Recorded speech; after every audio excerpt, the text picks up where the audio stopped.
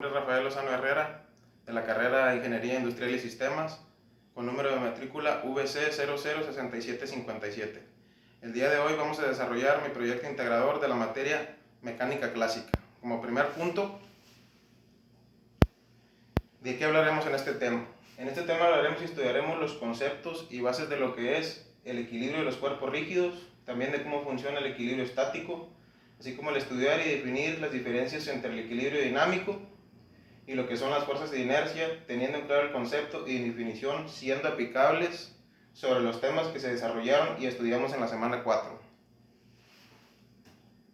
Como primer punto, ¿qué es el equilibrio de los cuerpos rígidos? Nos habla que el equilibrio de los cuerpos rígidos se refiere a cuando los cuerpos están sometidos a un sistema de fuerzas, que los resultantes de todas las fuerzas y el momento resultante sean cero, es decir, que entonces los cuerpos están en equilibrio.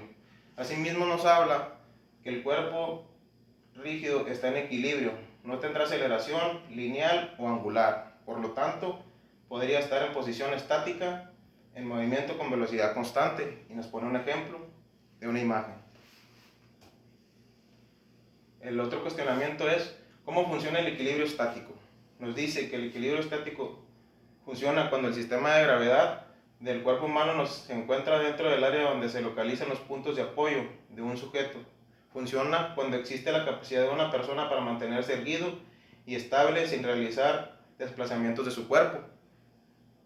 También nos dice que, haciendo referencia al equilibrio estático, supone que la capacidad de mantenerse de pie de forma controlada y sin realizar movimientos del cuerpo.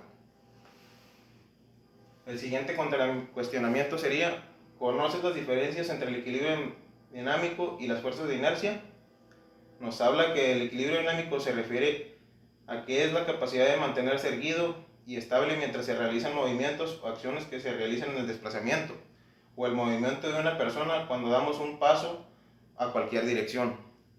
Y las fuerzas de inercia, por otro lado, nos hablan que es la resistencia que oponen los cuerpos a modificar su estado de movimiento de quietud, ya sea para alterar su velocidad o rumbo para detenerse. Y aquí desarrollamos unos ejemplos.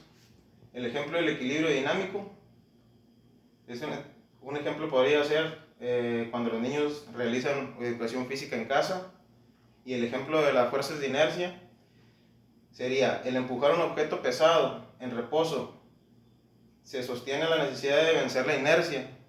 Con la fuerza de empujarla y vencerla se puede desplazar con más velocidad. Y aquí nos da un ejemplo palpable de lo que es la inercia y la fuerza humana que está aplicando para poder vencer la inercia y poder mover el objeto pesado.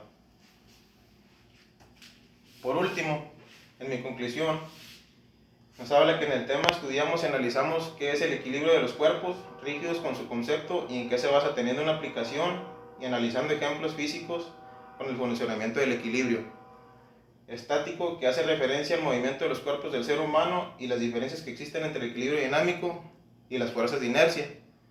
Así tener un concepto claro de cada una de ellas, fundamentando su desarrollo y aplicando ejemplos palpables en imágenes descriptivas.